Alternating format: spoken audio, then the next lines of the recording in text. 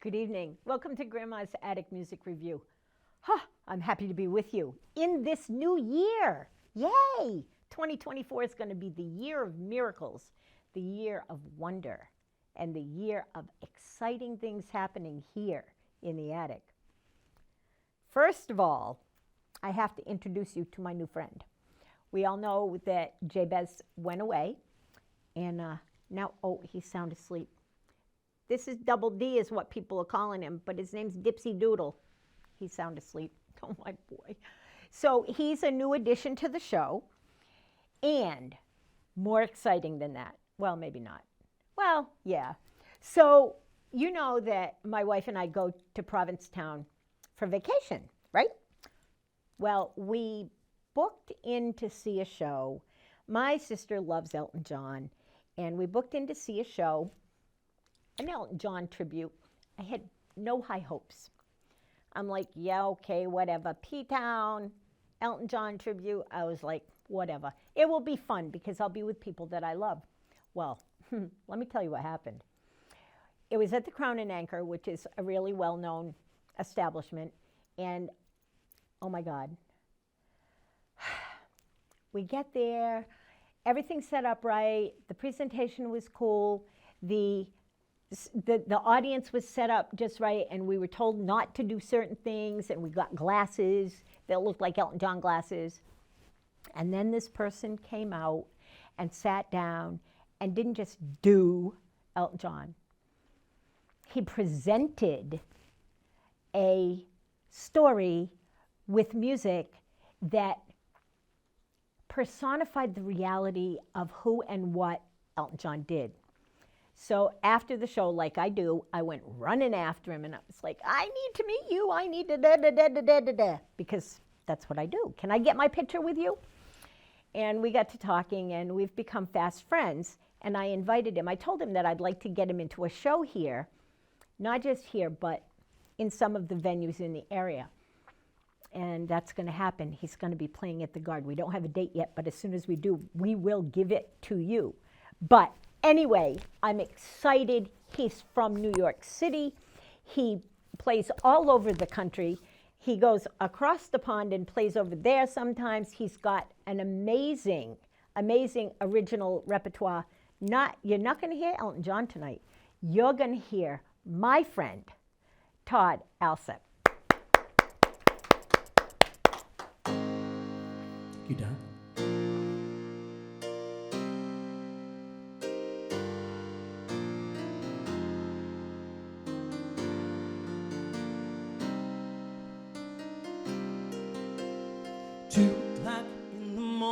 I never felt more awake. Hey, got myself caught up in the pattern of the drum and the bass. Yeah, keep playing that rhythm, don't stop it. Pick up the needle and drop it. Sing me song after song after song. I feel like shaking my body till the break of dawn. 'Cause the music's the only thing that can set me free. It's the only thing I know that can rescue me. Whoa, whoa, whoa, whoa.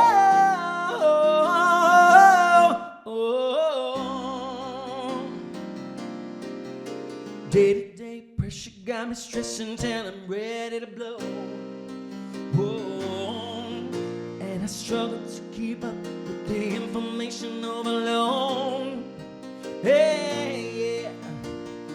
Just gets more complicated, overwhelming, frustrated, until I don't know where to go. So tonight I'm seeking refuge in the center of the dance floor. Whoa, 'cause the music's the only thing that can set me free. It's the only thing I know that can rescue me. Whoa, whoa, whoa, whoa. You know I love it when the beat turns around. Somebody dim the lights, we're gonna slow it down. Just for a minute now, we'll take a break, escaping these spontaneous changes in groove, and lose ourselves inside of this hypnotic sound.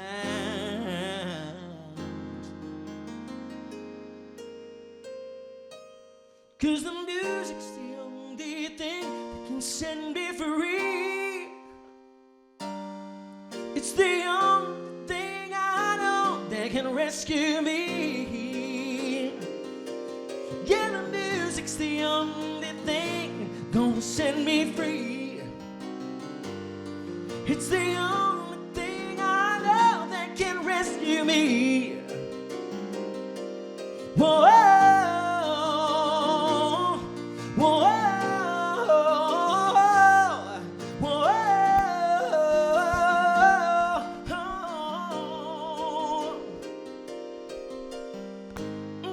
It's the one thing.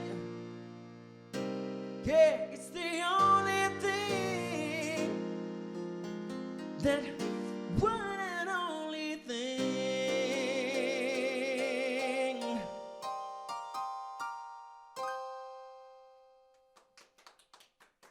Thank you. Hi, everybody. Dot shared that I'm going to be playing my original music because Dot's a big champion of original music, and we need people like you. Thank you for being that person, Dot.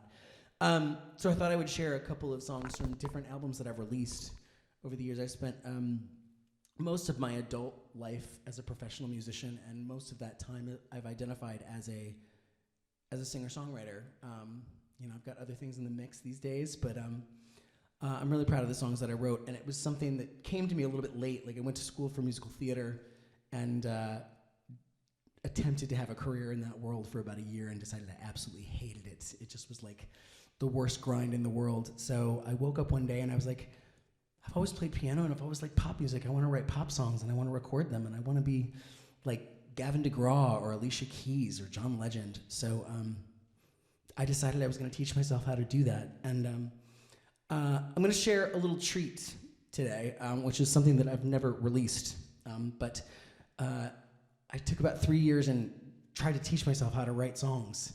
And not knowing anything about how, any of this worked, I booked a studio in New York for an afternoon, and I booked musicians that I'd never met before, and I handed them charts for 4 songs that I'd written, and I was like, let's do it. And God, I hope nobody ever hears that demo because it's terrible, but there were a couple of songs on that demo that ended up being something. This was not one of them. I never released this on an album after that, but I just wanted to share a little early Todd Alsup tune with you.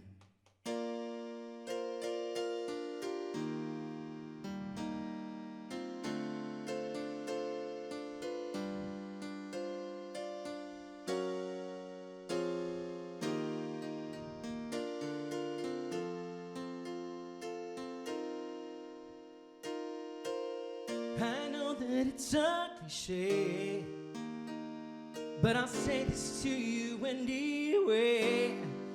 Every time I look into those eyes of yours, you take my breath away.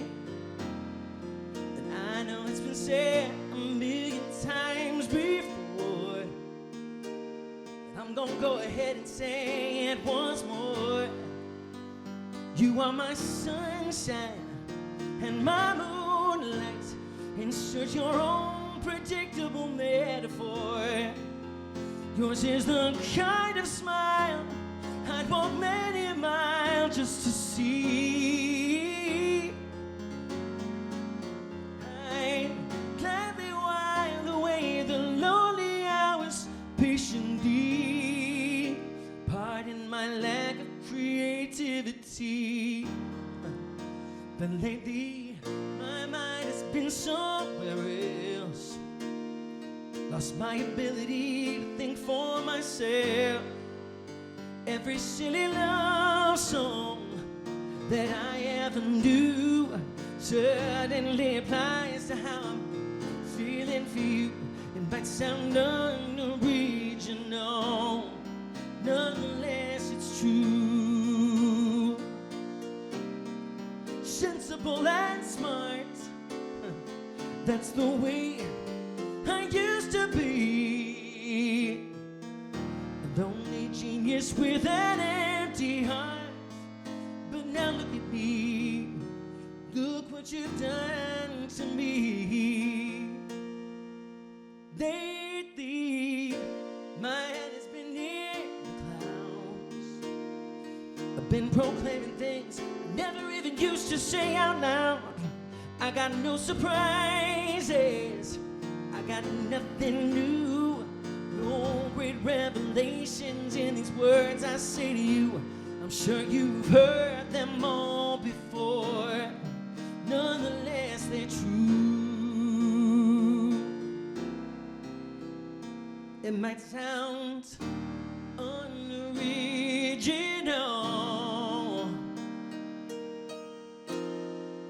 nonetheless it's true.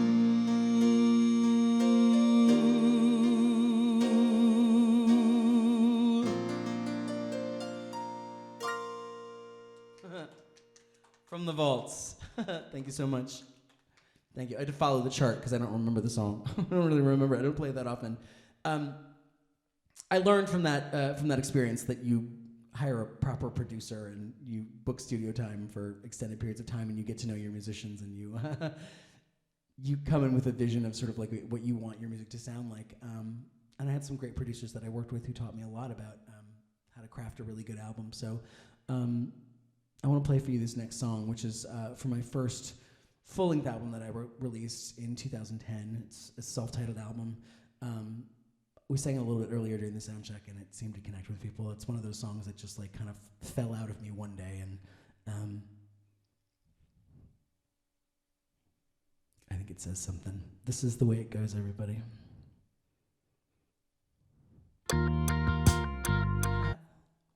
Get the playback to start, right? Here we go.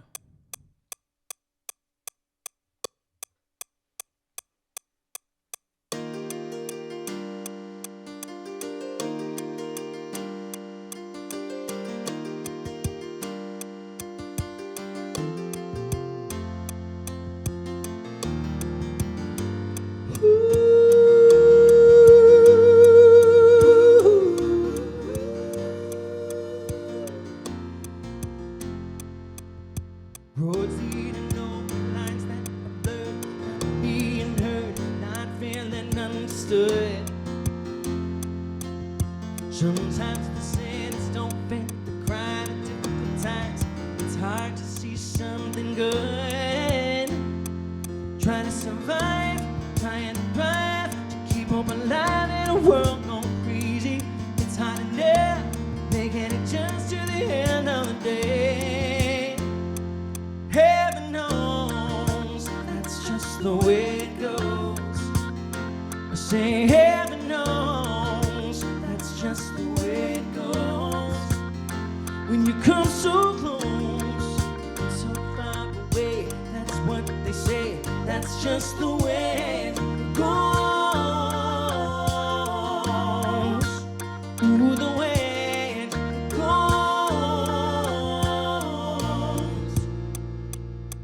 You can follow the rules and work to the bone and end up alone, wondering what you're worth. You can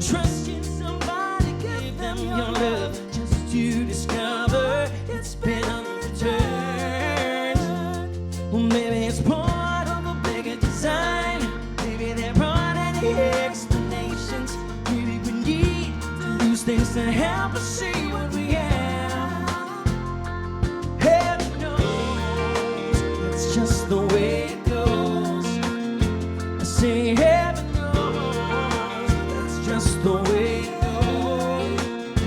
When you come so close and so far away, that's what they say. That's just the way it goes. The way it goes. Heaven knows, heaven knows. That's just the way. Heaven knows, heaven knows. Yeah, just the way it goes.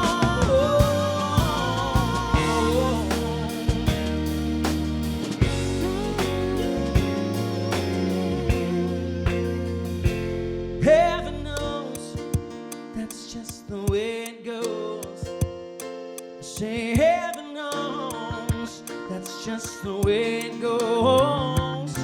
When you come so close and so far away, that's what they say. That's just the way it goes.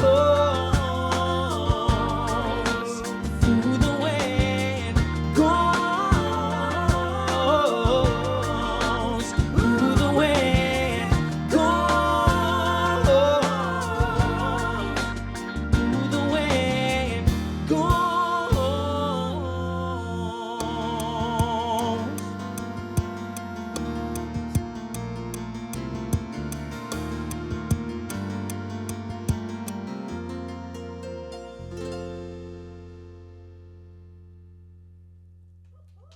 Thank you. Thanks. I like that song too. So I've released a couple of albums. I've released, several things online, and I made the, I don't know. I'll bet you'll have opinions about this, but I made this sort of like fated decision to become a singer-songwriter right at the time that the music industry was sort of seeding any kind of like profits that you really make from like selling music. Nobody buys albums anymore. So I put out 3.5 albums, and then I started to move to like a singles model. But I'll play you another song from the follow-up album to my self-titled album called Currency, which Dot has a copy of. Don't you? Yeah. I do. I play it often. We talked about this song on your radio show, and it took me some time to sort of grow up and really see the world as a place that has a lot of good in it, and a place that I could feel safe in, and a place that I could stand on my own 2 feet. And I only learned those lessons because there were people who loved me and held me and lifted me up. And this song is about that. That's what your love does.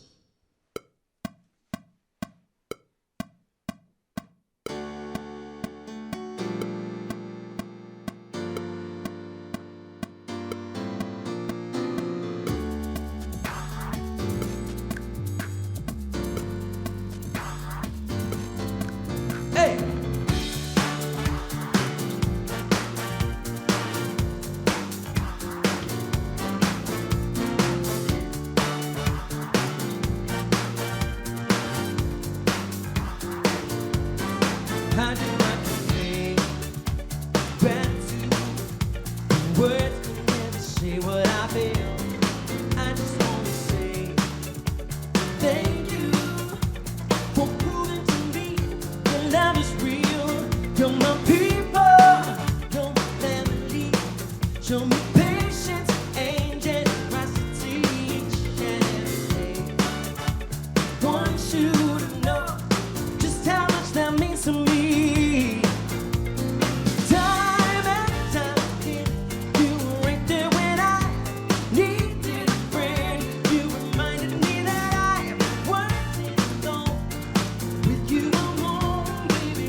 I'm so happy I'm here, 'cause I'm better with you. That's what your love does for me. I'm better with you. I'm better with you. That's what your love does for me.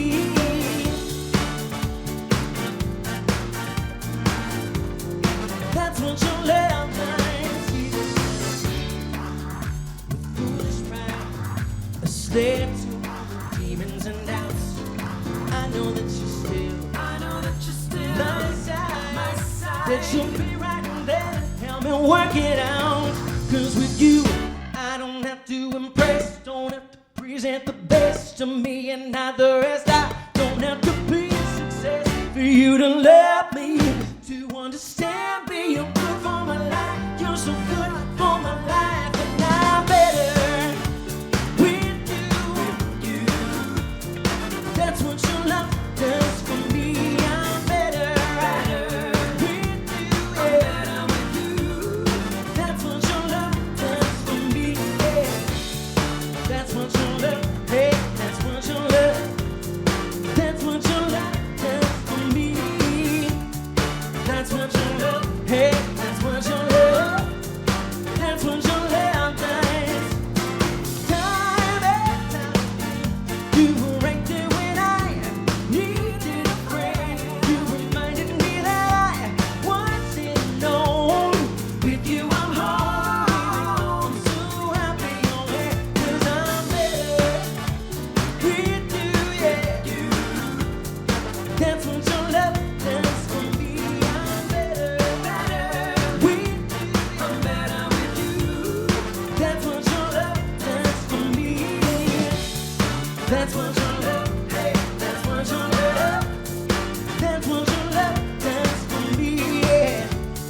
That's what your love, hey, that's what your love, that's what your love does, yeah.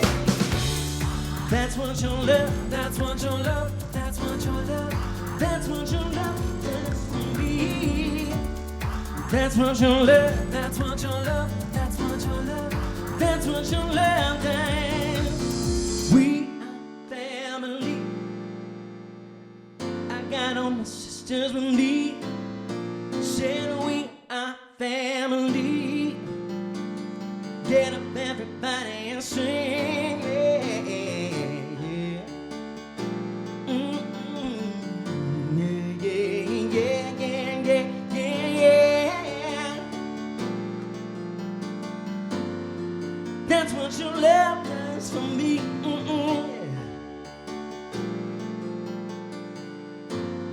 That's what your love does. Woo-hoo-hoo! Thank you, thank you. Thank you for having me. I'm happy to be here. Absolutely. Cool, great. Love songs. I have a couple love songs in my arsenal. Really? I do. Really? I do. I haven't been terribly you'd lucky in think. the love department, but I've written, I think I've learned never to write, don't ever write a love song for a partner. Is that a bad thing? Well, I'm proud of the songs, but. We'll talk about it in the interview. Okay. Great. Here's one of them, everybody. This is called Easy to Love You.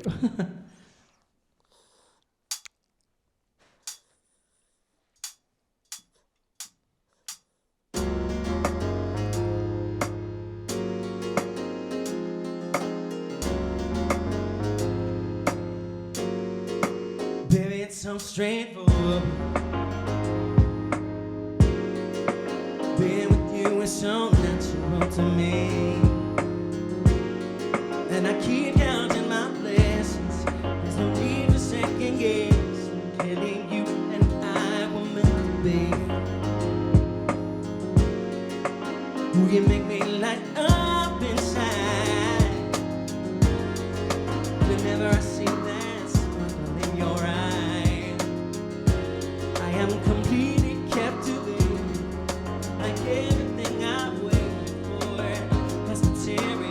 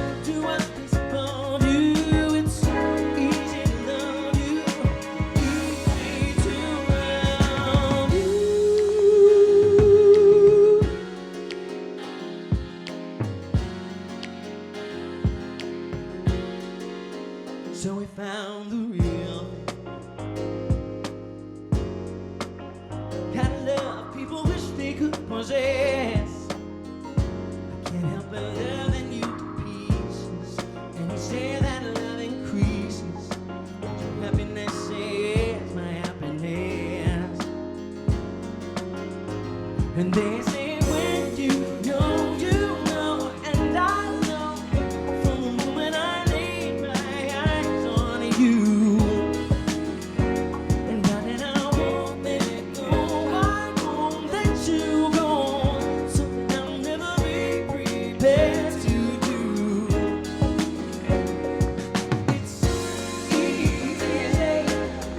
It's easy to love you every moment. You are the first thing on my mind. Without you gone, do I place it on you? It's easy to love you, easy to love you. It's easy to love you, so easy to love you, yeah.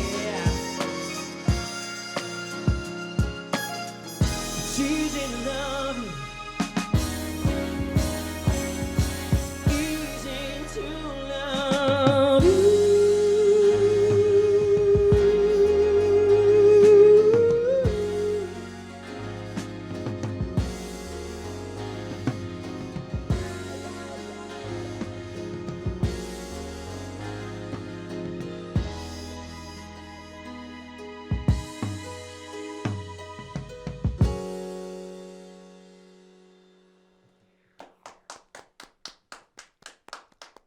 Thank you. I've got one more song for you guys. Cool. Yeah. I grew up in the suburbs of Detroit in Michigan, and just loved music from as early as I can possibly remember. And I can remember being like 5 or 6 and seeing New York in movies, and just always wanting to be in New York, just really knowing that that was the place that I was meant to be. And I did everything I could to sort of connive my way to get to New York as soon as I could. And that was by doing an early decision application for New York University. And somehow, miraculously, I got some scholarship that I don't think I deserved. And I got to go to New York University for like peanuts. Nice. New York University is notorious for being crazy expensive, and there's no way, my parents were public school teachers, and there was no way they could have afforded to send me there, but I was lucky enough to get there at the age of 18, and I've been there ever since. I've lived in New York for 27 years, and it's the longest relationship I've ever had. And like every relationship, like every marriage, there are days when I absolutely love New York, and there are days when I just want to throttle New York. And I think each year I check in with sort of like where my level of commitment is, and it's waned since the pandemic, but what New York has given me and the way that I've grown in New York is undeniable, and I will always love the city of New York for that. And this is a song about that. This is called Manhattan.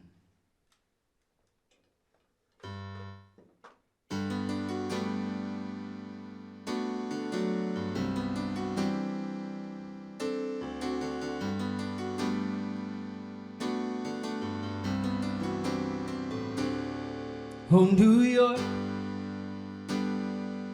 what have I gotten myself into? What kind of masochistic fool would go and fall in love with you? Why am I still under your spell when it's hell you put me through? Oh, I swear you're just to please me. There's too much noise,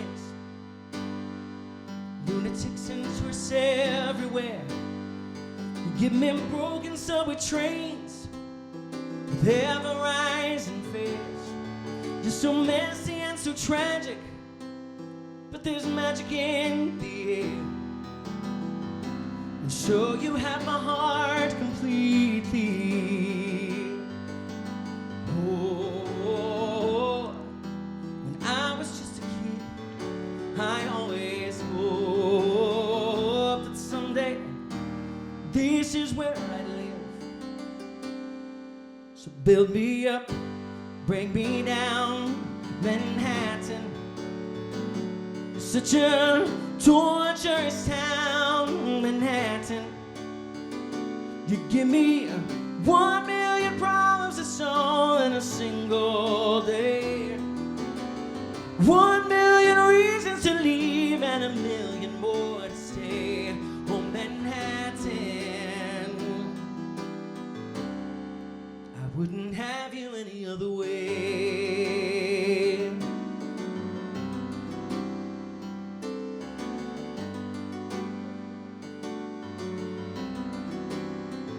So damn cold.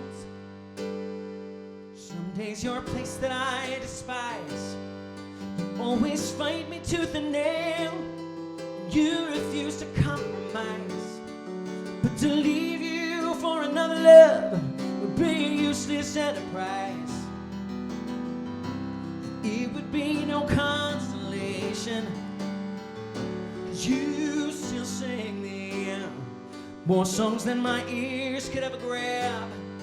Constant rhythm day and night, and it can swell and soothe and stab in the wailing of a siren or the hailing of a cab.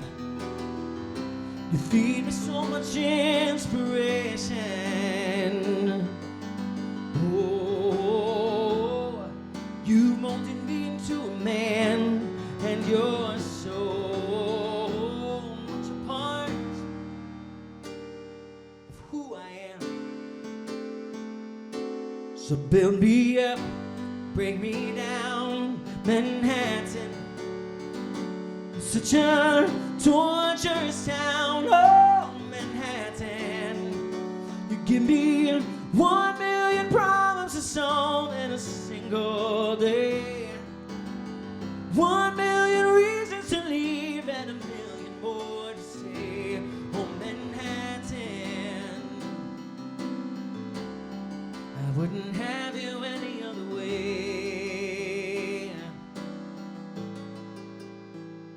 Oh Manhattan,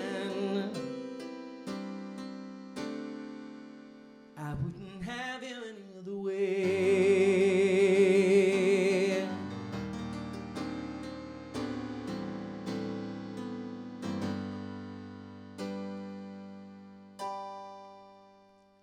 Woo-hoo! You want to come over and mic up and sit with me and chit chat? Certainly. Awesome. While Todd's getting over here and micing up, let me remind you that we are in the height of wintertime, and that means the Hygienic Art Show is coming up. I believe that load-in for the art show is the 27th of January. It starts at 8 a.m. and goes till 6 to hang your art, and then the show opens at 7 o'clock and runs for 2 weeks. Anybody can hang a piece of art, unjuried, uncensored, no fees, no prizes. That's how that goes. But it doesn't matter. If you have a piece of art that you're proud of, you can hang it at the Hygienic for the Hygienic Art Salon d'Independance. So we'll see you there, okay? Now we're going to talk to Todd. This is going to be fun, okay? All right. So ever since I met you, I have felt this connection with you because you write songs about, you write love songs, but you also write songs about reality. You know, I feel the same way about New London that you do about Manhattan. Mm-hmm. I do. We were kind of talking about that when we were coming up here after I took you to my favorite grinder shop. Is it a grinder or is it a sub? Well, it depends on where you are. Well, I mean, it's a grinder. I'm going to call it what it is in the proper place. Okay, well, there you go. So you started playing music before you even started, like, being a human. You were a little tiny kid when you started playing music. Is that right? That is true, yes. Did you play the piano first? No. What did you play? I think I was maybe like 5 or 6. My grandfather was like a hillbilly from Tennessee who had moved up after the Second World War to Michigan to take a job with GM. Okay. And he sort of like, American Dream story, he worked his way up the ladder at GM. But we would go down for family reunions in Tennessee. And when I was 5 or 6, we went down there and I developed an obsession. I would go through these different obsessions with like different artists or different genres. And I caught the country bug. And so the first instrument that I ever got was for like my 6th birthday, they got me a guitar. And well, there you go. 6 is a little young to sort of start on an instrument, and like the guitar hurts, and I'm a baby. Like I'm a very fragile, I'm a very frail male. So I like, whined for 2 weeks, and then they stopped having me take lessons. And it was several years before I had like my first sort of music class in school, and the teacher was like, "Try him on piano. I think he'll like piano." And I'll just say, I play piano for a living in front of people, and a lot of people want to come up to me and talk to me about their experience with the piano and how disappointed they are that they didn't continue on with studying the piano. And usually the story involves like having some horrible teacher who was like cruel or mean or, very, very rigid. My teacher was awesome. Like I had this dude who was like so open-minded. He knew the classical canon, but he was also a jazz cat.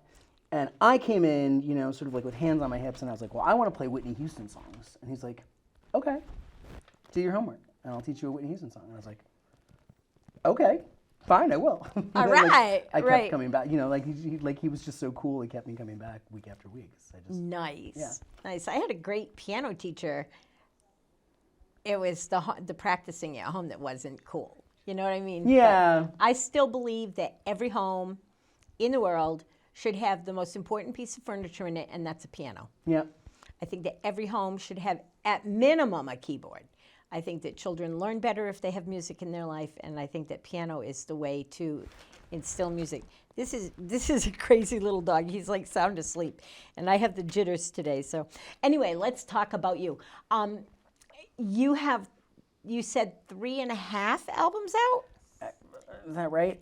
Is it 3.5 or 2.5? How 2.5. many? 2.5. 2.5, and then like a slew of singles that I put out after that. Yeah. Plus the demo. And I love this album. This is the album that you gave me up in P-Town. And I love it. I listen to it often. I've played it on my radio show. When I had the opportunity to do a radio show off my normal time slot, I was like, what are you doing? What are you doing? You were cleaning house. And I made you call me up and we did an interview. I just love this album. Tell me about some of the songs on this album. What makes this album special to you?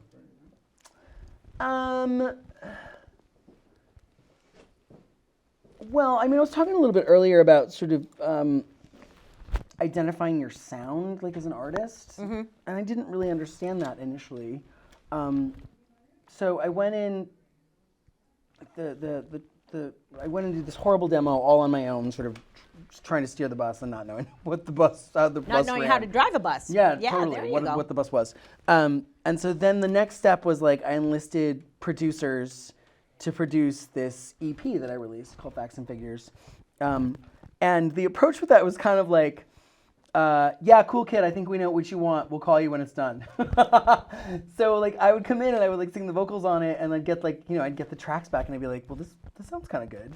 But if you listen to like the demo or the EP, each track is like sort of like a completely different, like there's like a rock song, and then there's like an R&B song, and then there's like this song. There's like, it's just, everything's a little bit different, and it just doesn't, it's not very cohesive. Songs are good. The songs are good. It's not very cohesive. So then the next step was, okay, we think you need a full-length album. You should have a full-length album. And I was partnered with this producer named Steve Greenwell, who's worked with lots of major people. He produces with Joss Stone all the time. He just produced something with Gavin DeGraw. He's a big deal. And he sat down with me like on day one and was sort of like, what do you want this album to sound like? And I was like, what do you mean? He's like, do you want it to sound like it was made now and should be on, top 40 radio, or do you want it to sound like it was made in the 70s? Or do you want it to sound like, I was like, oh, I had never thought about it. So we sat for like a week and just listened to a bunch of things. It's like, what do you like? What turns you on? Like, who are you as an artist? And no one had ever taken the time to actually do that with me. So that album starts to feel more like me. Do you know what I mean? Like the songs certainly do, and then like the production of it, like is much more kind of like, my influences are, I come from Detroit. I grew up listening to my parents' Motown records, like, and I love disco, which I sang an acoustic. Don't we all? I don't know. Do we all? I love disco. I love it. I was obsessed with it from the earliest age. So you're asking me about this album, and what was special about this album was it was the first time that I felt like I knew what I wanted. I knew what I wanted everything to sound like, and I had another great collaborator. I made that album in Switzerland with this drummer that fate just sort of like put in my path, and he's still one of my dearest friends, and like we just had a ball, sort of like, and I had learned those lessons of sort of like, cool, I think I know what this sounds like. Let's listen to a bunch of things and find the pieces of it that might, make it fit. And then where do we, come up with something entirely new? So that was my next comment was going to be your music, your original music has a tendency to have a sound that people are like, I've heard that before. But then all of a sudden you hear other nuances that come in that are so original and so real that you can't help but know that that's your music.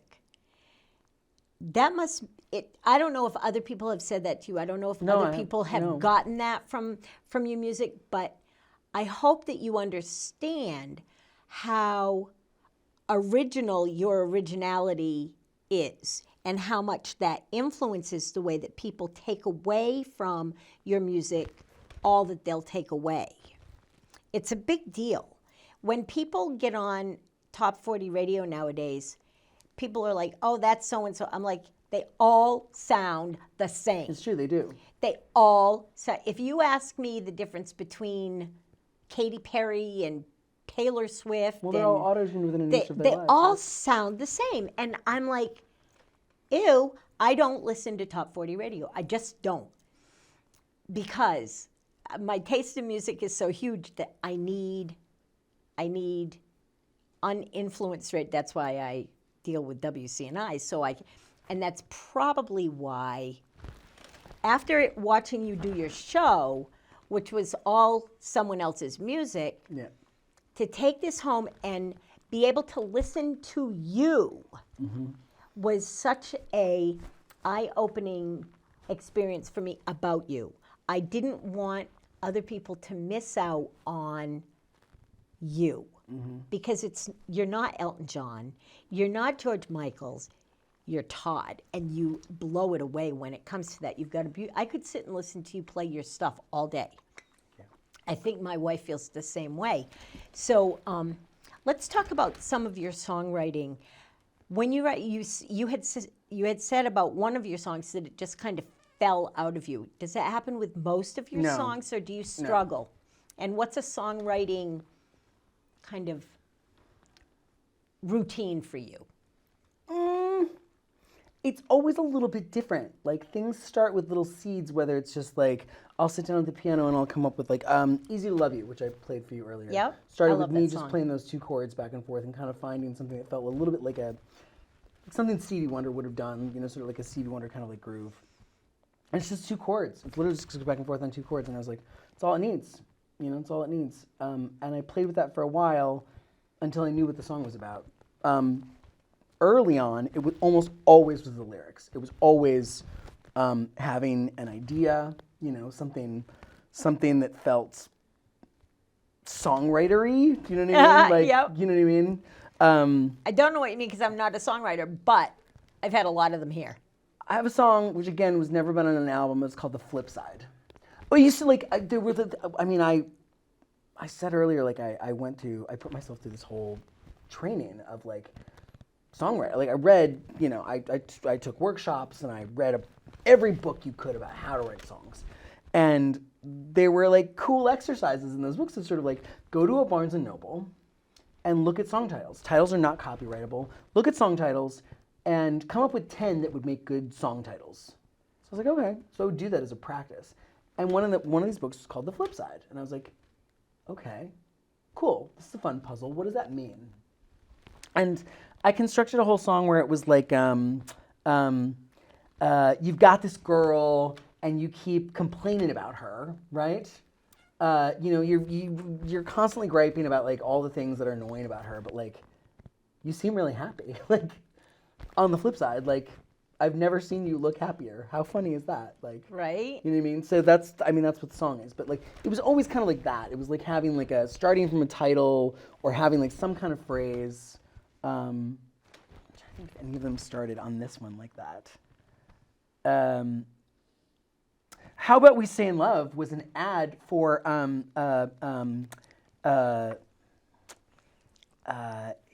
either Hinge or like one of those dating apps. Like I was on the subway, I took a picture of it, and I was like, "How about we stay in love?" And I was like, "How about we stay in love?" I'm gonna write a song called that. But I think the rest of them, I think the rest of them all came from like just various other pieces. It always starts different. Like it can start from a groove. It can start from like, working with a producer and just like playing around with sounds. So I think I've learned to sort of be like flexible with that. Ideas come from where they come from. Do you have another album on the back burner kind of waiting to pop out? I don't, and I think you're probably going to be the person who nudges me until I do it, Well, yeah. Well, yeah. Yeah. I happen to know that you're going to be coming to New London to play at one of our favorite venues. And at that moment, you're going to say to us, I have a new album coming out, and you're going to be able to name a time when your next album's coming out. That's cute that you think that those things happen that fast. I do. Okay. Okay. All right. I know. It's a thing. I think you're probably going to be the person who like nudges me into doing it. I've nudged other people to do a lot of things. When it comes to music, I can't write music. I am not a songwriter. But you're a champion of songwriters. No, I am. And I'll tell you why. Because you people that write songs, it's kind of emotional for me because I have things in my brain that I don't know how to describe. I don't know how to fix what my noodle does here. And then I'll hear a song like Manhattan, and I'll be like, yeah, that's it. That's it. That's how I feel. That's what it is. Those are the words that go with this that I don't know how to fix. So it's songwriters like you that do that for so many people. And so many people are like me, we can't write music. I can barely sing.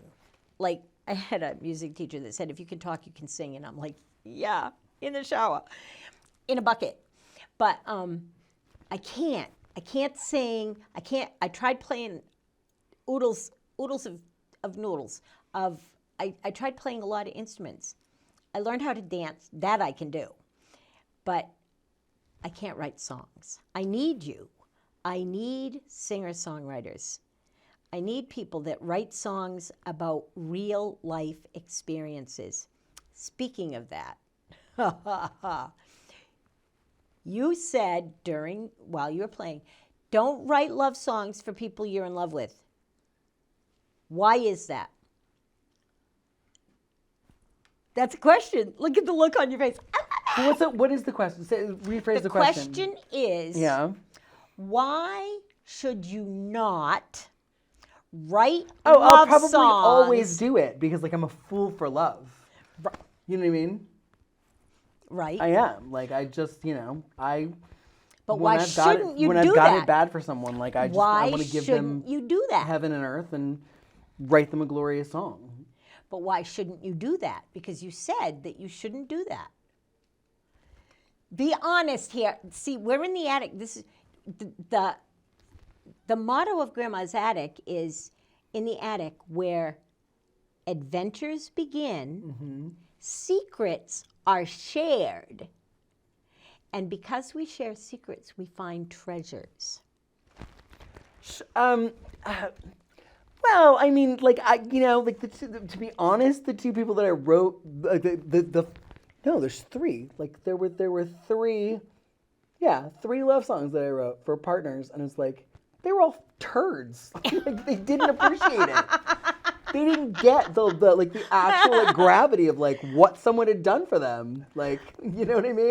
They didn't get that you poured your heart and soul into a song. No. Doodle gets it. Doodle gets it. He does. I get it too. I can't do what you do, but I know about putting your heart into a love relationship and having it be like really like a. You walk away and you're like, what was that? Like, why did I stay in that? You know? It's a thing. So I met you on stage. I think you're phenomenal. I love your music. I think that you do really wonderful things, or I wouldn't have been as aggressive as I was about bringing you here and doing the things that I want to do with you. People must, in the back of their head, think, oh, she's going to make money off of it. How much money have I charged you for any of this? No, it's not about money for me, people. I don't do this for money. If I did, I'd be poor. But I was going to say something. Oh, yeah. So where we are and where you're going, where do you want to be in 5 years? Whoa. Oh, God. Dot. Yeah? I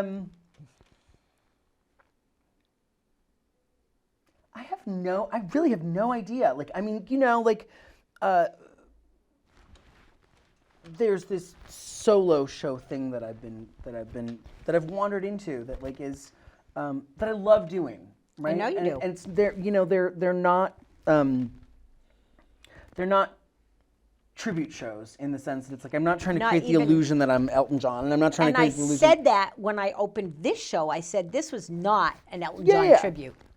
So like, you know, I really do, it's a different way that I get to bring myself into something that I feel really passionate about. I know that that's going to continue and grow. It's growing now. Like, I know. I have things to share with you. Like, I mean, these two existing shows that I've created, like, are starting really to take off, and it's very exciting. Well, because you're really good at it. Thank you. And But people it's say taken that. time for it to start to be like, oh, people want that. It's happening. So I know that that's good. There's a new project in the pipeline with that. And I think that will continue to be a part of what I do. I think that there probably is going to need to be a point to get back in touch with writing original music. I don't know. I've always thought like writing a musical would be really great. I mean, I've done it. I've been hired to do it at the academic level, and I'm good at it. You know. So that's kind of a dream. You do that, I'll jump behind it and produce it and help you put it out there. Okay. In Deal. bigger than the level that I've helped you here. Deal. Yeah, that would be a big deal. So, will you take us out with a song because we've run out of time? Sure. Thank you. Oh God, what am I gonna sing? Whatever you want. Let me look at this little set list. That I Okay, over here. whatever you want. So, what I didn't ask Todd to tell you is where to find him. So, when he gets back to that mic, he's going to tell you how to find him on all social media, how to find him at shows coming up in New York and wherever else he may be playing. And you know what? He's amazing. And as soon as we have this show set up here in New London, I'm going to put it out there in a really big way, and you're all going to be invited, and I expect you all to buy tickets and come because it's going to be amazing. So have at it, Todd. I'm going to see how this keyboard does with this very percussive tune that I'm about to play you. This was from the EP. This is called One of a Kind.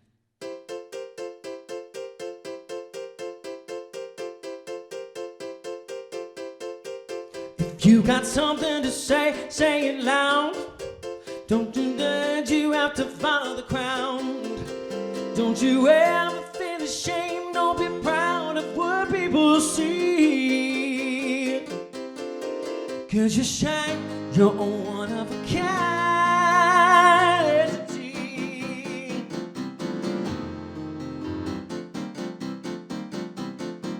You're original in every way. Pay no mind to what the others will say. There ain't nothing that you gotta change that ain't necessary.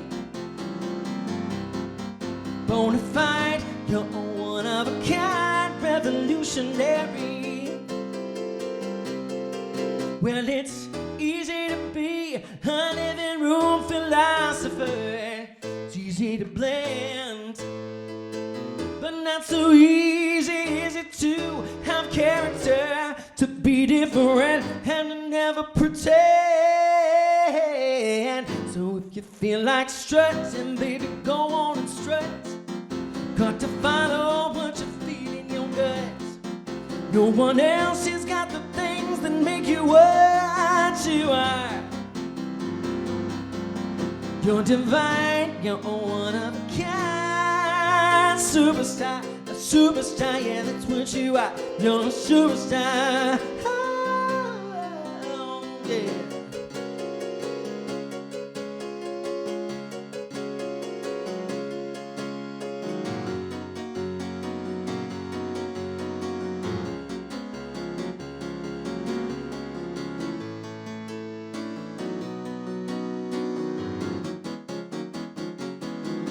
Well, it's easy to be a living room philosopher. It's easy to blend, but not so easy is it to have character, to be different and to never pretend.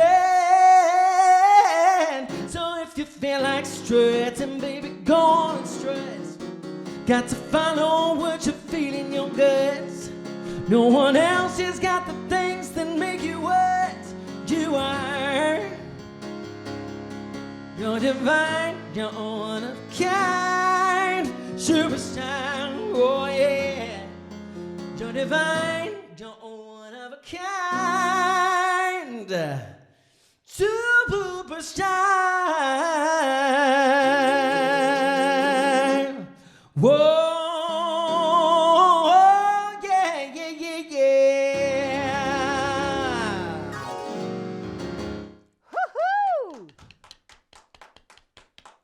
You're awesome. Thank you so much for coming to the attic.